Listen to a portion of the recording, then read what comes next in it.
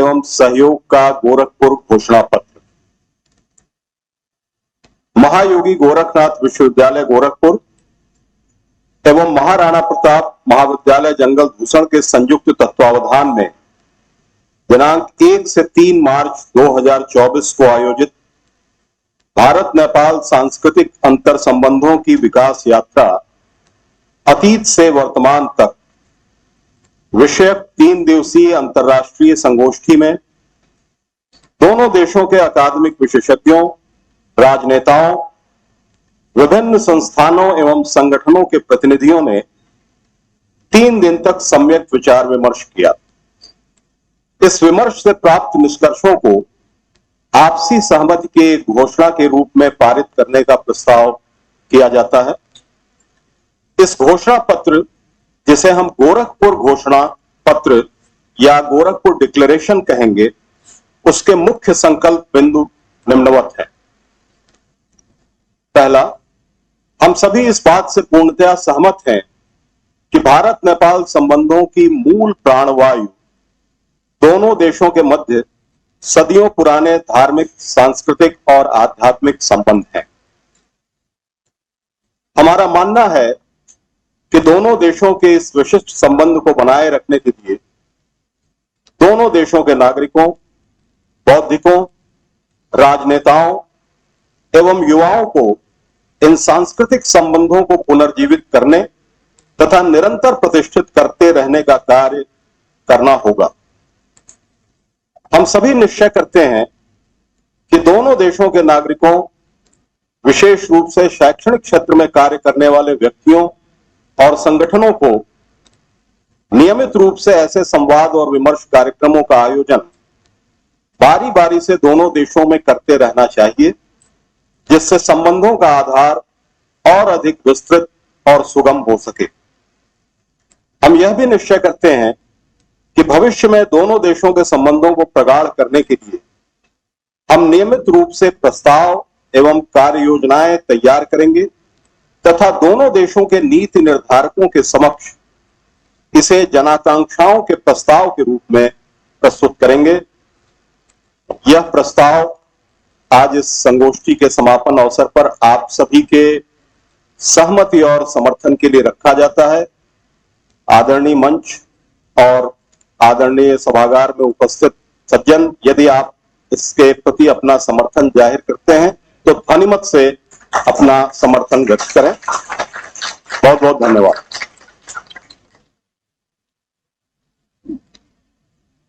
धन्यवाद सर।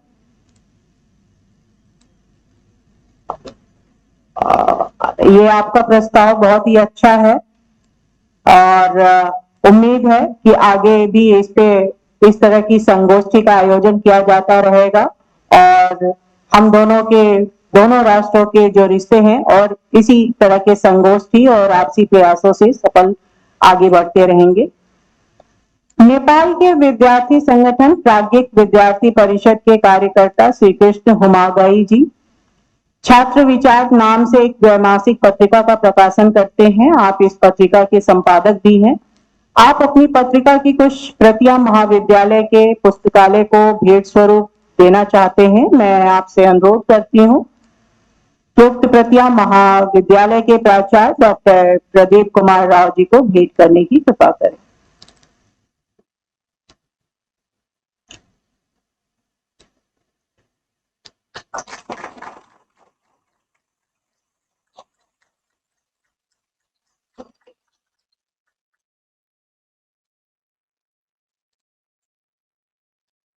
धन्यवाद। अब कार्यक्रम के अगले चरण में मैं अपने विशिष्ट अतिथि प्रोफेसर सुधन कुमार पौडल जी से ये आग्रह करती हूं कि वो उद्बोधन के लिए आए।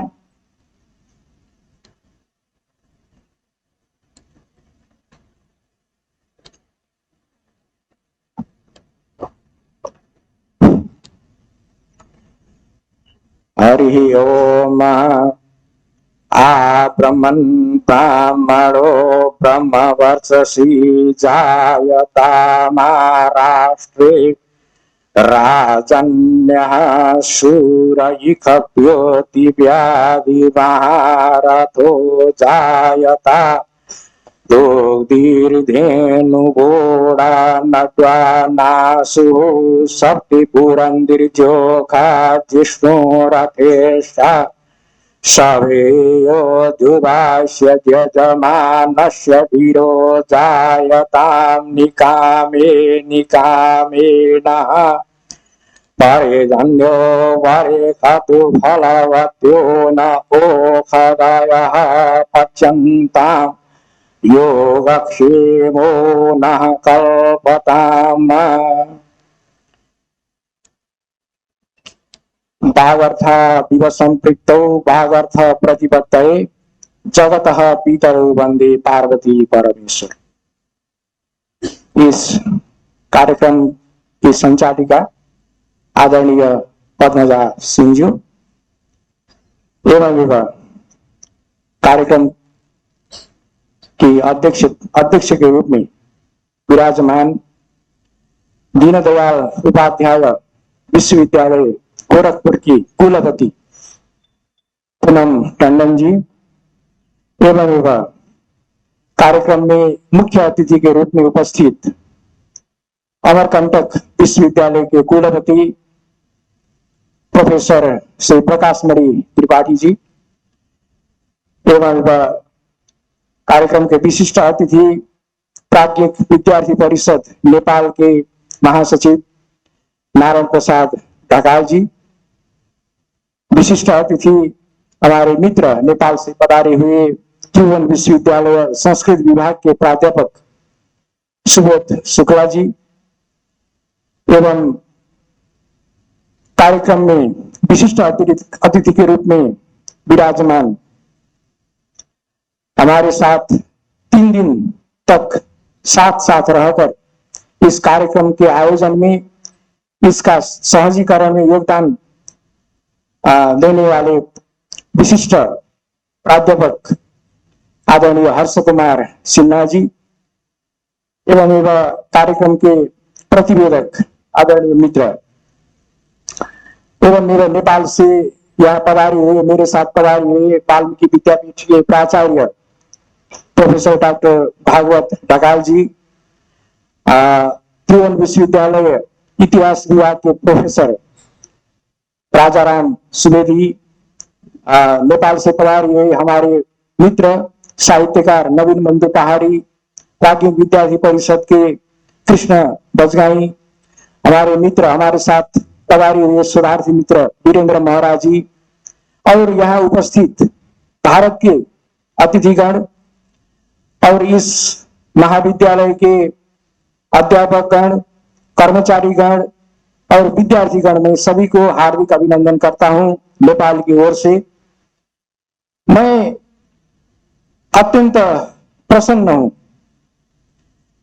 हाँ, हम 3 दिन तक साथ रहे और नेपाल भारत संबंध के विविध पहलुओं पर हम विचार विमर्श करें साथ रहकर और अत्यंत सुखद रहा हमारा यहाँ का बसाई, यहाँ का जो मिलन हुआ बहुत सुखद रहा और मुझे तो लग रहा था कि अब ये गोष्ठी और 2-4 दिन चले और साथ और भी रह सके, लेकिन अब समापन का अवसर आ गया है और हम एक साझा निष्कर्ष में पहुंच चुके हैं कि अब नेपाल और भारत के बीच में जो सांस्कृतिक संबंध है वही हमारा मेरुदंड है, वही हमारा भविष्य के लिए संबंध का सबसे मजबूत आधार है और उस आधार वो आधार जब तक रहेगा तब तक नेपाल भारत संबंध को कोई हिला नहीं सकेगा। यह शाश्वत सत्य है, जैसे सूर्य शाश्वत सत्य है। और यहाँ आज मुख्य अतिथि के रूप में प्रकाश मणि तिवारी सर विराजमान है। वो कुछ समय पहले नेपाल गए थे। हमारे प्राचार्य भागवत ढकाल जी ने उनका आवाभगत किया था। वहाँ वाल्मीकि विद्यापीठ में एक कार्यक्रम आयोजन हुआ था। मैं तो उसमें था, लेकिन आपसे ज्यादा परिचय नहीं हुआ, लेकिन उनका परिचय हुआ अवश्य, क्योंकि उन्होंने आपका स्वागत किया था। और गोरखपुर से भारत की सब जगह से नेपाल का बहुत पुराना रिश्ता है। गोरखपुर के जो इस गोरक्षनाथ पीठ अंतर्गत का जो महाविद्यालय है, संस्कृत महाविद्यालय, उसके प्राचार्य रहे हुए आदरणीय आचार्य पूर्णचंद्र ढुंगेल, आप सभी लोग जानते हैं शायद, वो हमारे नेपाल के हमारे विश्वविद्यालय नेपाल संस्कृत विश्वविद्यालय के उप कुलपति भी बने कुछ समय पहले। और गोरखपुर और नेपाल का गोरखपुर हमारे दांग के बहुत से छात्र ने यहाँ गोरखपुर में आकर अध्ययन किया है। ये रिश्ता तो बहुत पहलुओं पर हो सकता है, इसका गणना मैं ज्यादा नहीं कहूंगा। हमने सांस्कृतिक अंतर समन्वय के विषय में बात किया और आज का जो सेशन रहा, पिछला सेशन, वो बहुत उपलब्धिपूर्ण रहा, मैं यह मानता हूं। संस्कृति दो प्रकार की होती है। संस्कृति दो प्रकार की होती है, एक होती है मूर्त संस्कृति और दूसरी होती है अमूर्त संस्कृति, जिसे इंटेंजिबल कल्चर और टेंजिबल कल्चर भी कहती है। मूर्त संस्कृति वो होती है जिसे हमारी आंखों से दृष्टिगोचर होती है, आंखों से देखे जाती, देख सकते हैं। जैसे हमारे मठ मंदिर होते हैं, हमारे विभिन्न संपदा होती है, वो क्या है कि वो मूर्त संस्कृति के रूप है। और अमूर्त संस्कृति होती है जिसे आंखों से नहीं देखा जा सकता, जिसे भावनाओं से, विचारों से अनुभव किया जा सकता है। इसके बारे में यूनेस्को, जो संस्कृति के विषय में विश्व स्तरीय जो संयुक्त राष्ट्र संघ का सांस्कृतिक संगठन है यूनेस्को, उसने अमूर्त संस्कृति का 5 कैटेगरी में उसका विभाजन किया है। वो कैटेगरी में कुछ कहना चाहता हूं थोड़ा। जैसे उसने क्या कहा है कि भाषा, अमूर्त संस्कृति के 5 पहलू होते हैं। एक, भाषा सहित अमूर्त सांस्कृतिक संपदा जो होती है, जैसे लोकगीत होता है, लोक भजन होती है, लोक कला, लोक के विचार होते हैं, धारणाएं होती है, लोक कथा होती है। ये क्या होते हैं कि एक आइटम होता है भाषा सहित। इसी प्रकार दूसरा रूप होता है अमूर्त संस्कृति का, वो अभिनय कला होता है। और तीसरा होता है परंपरागत हस्तकला होता है। चौथा होता है चाड़ पर्व, जात्रा, मेला, धार्मिक अनुष्ठान होता है।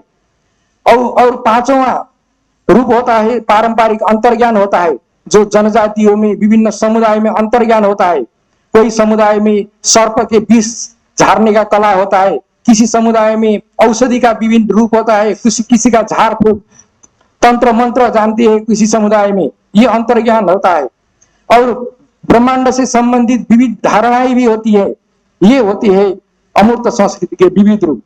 हमने इस सब पहलू में विचार विमर्श तो करने नहीं पाए, लेकिन सांस्कृतिक रूप का जो विशिष्ट रूप है और समष्टि में, उसके बारे में हमने विचार विमर्श किए इस गोष्ठी में। अब हमें इस सांस्कृतिक संबंध के विभिन्न पहलुओं पर भी विचार करना चाहिए, विविध रूप पर भी विचार करना चाहिए। नेपाल और भारत के यहाँ विचार करने योग्य, छलफल करने योग्य विविध विषय है, मैं जानता हूं। और मैं कुछ शोध के विषय में भी कहना चाहता था, क्योंकि हम नेपाल संस्कृत विश्वविद्यालय में मैं विद्यावारिधि शोध भी करा रहा हूं, लेकिन समय नहीं है इसलिए ज्यादा नहीं कहूंगा मैं। फिर कभी मिलेंगे तो कहेंगे शोध के विषय में, कैसे शोध पत्र लिखना है, कैसे उसका एब्स्ट्रैक्ट लिखना है, ये इस विषय में भी कुछ कहेंगे। और मैं अब ज्यादा नहीं कहूंगा। हमें यहाँ जो अवसर आप लोगों ने दिया, उसके लिए मैं नेपाल की ओर से, नेपाल संस्कृत विश्वविद्यालय की ओर से और समग्र प्रतिनिधि मंडल की ओर से हार्दिक आभार व्यक्त करता हूं। यह बहुत सुखद अवसर रहा। आपका समर्पण, आपका त्याग और आपका कार्य के प्रति जो लगाव, अनुशासन देखकर हम द्रवित हुए हैं। हमें बहुत अच्छा लगा यहाँ का रहन सहन, आपका अनुशासन, यहाँ के विद्यार्थी का जो अनुशासन है वो बहुत अनुकरणीय है। नेपाल में हम ये संदेश लेकर जाएंगे और वहाँ के विद्यार्थियों से यहाँ जो आपने दिखाया है जो सभ्यता आपने दिखाया है उसके बारे में हम कहेंगे। और आगामी दिन में इस प्रकार के संगोष्ठी होते रहे, हमारा आदान प्रदान चलते रहे, इसका भी हम कामना करते हैं। और इससे हमारे विचार विमर्श का एक नया संभावना का द्वार खुला हुआ है, यह मैं देख रहा हूं। और यह मैंने एक कार्यपत्र भी लिखा हुआ हूं, उसमें आप देख सकेंगे कि नेपाल और भारत के बीच में संबंध के बारे में कितने शोध हुए हैं आज तक, और कितने गोष्ठी इसके आगे भी हुए हैं। जैसे हमारे नेपाल संस्कृत विश्वविद्यालय ने भी बहुत सारे गोष्ठियां किया है इसके बारे में भी आप इसके बाद, गोष्ठी के बाद यहाँ से एक पत्रिका प्रकाशित होगा, उस पत्रिका में आप देख सकेंगे। मैं फिर आप सभी का अभिनंदन करता हूं, आप सभी को धन्यवाद देता हूं और आप सभी के प्रति हार्दिक कृतज्ञता ज्ञापन करता हूं और मेरी वाणी को यही विश्राम देता हूं। नेपाल भारत संबंध पार्वती और शिवजी का संबंध जैसा है, यह शाश्वत रहेगा। इसके बारे में निश्चिंत हम सभी निश्चिंत रहें, यही मेरा आग्रह है। धन्यवाद, नमस्कार।